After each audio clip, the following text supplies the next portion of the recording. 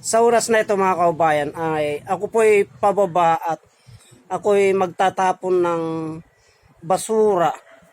Kasi ang tapunan namin ng basura mga kaubayan ay doon pa po sa baba. Doon pa sa baba ang tapunan namin ng basura. Kaya ibababa ko pa po itong basura namin na eto mga kaubayan. Tara na po, samahan nyo po ako para makita nyo po kung gaano kataas itong amin. Bali ito po yung basura ko mga kaubayan. Ito po yung basura ko, itatapon ko ngayon sa baba. Tara na po. Bali ganyan po katas ang baba namin mga kaubayan. Doon pa po sa baba ang tapunan namin. Bali 200 step po itong dadaanan ko na ito. Bali mataas pa po ito mga kaubayan. Doon pa po ako nang galing. Oh. Doon po ako nang galing mga kaubayan. Oh. At medyo mataas pa po itong bababaan ko. Sobrang taas nitong amin mga kaubayan. Bali 200 step pa po ito. Doon ako nang galing. At medyo malayo pa po itong bababaan ko na ito. Wala pa po sa kalahati ito mga kaubayan. So medyo nakakahingal po.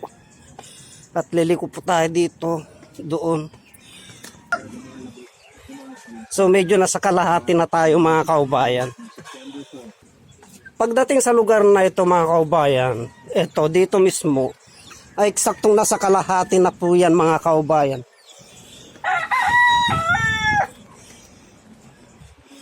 So bali nasa mahigit kalahati na po tayo mga kaubayan. Ganyan po kataas itong lugar na ito na aming tinitirhan mga kaubayan. So medyo mataas pa rin po mga kaubayan.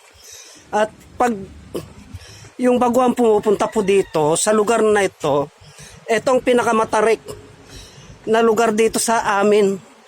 Kasi pong tarik niyan mga kaubayan, no? Hihingaling ka po.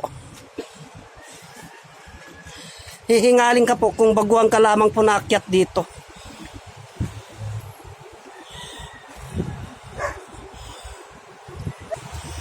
Dahil sobrang tarik nito mga kaubayan.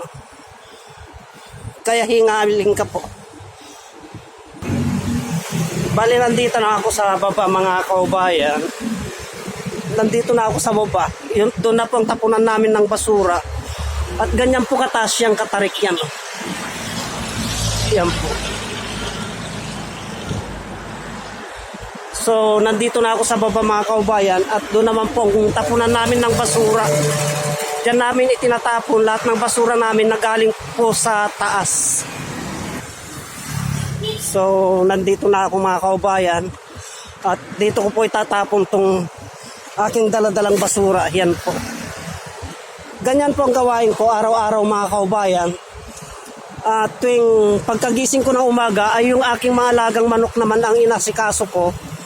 Pagkatapos yung aking mga alagang manok, ay kung ano-ano po yung aking magawa na itinatapon ko po mga kaubayan. Katulad niya, nagtapon po ako ng basura. Yan po ang buhay ni Juanito mga kaubayan, ang araw-araw na buhay ko. Hanggang dito na lamang po at marami pong salamat.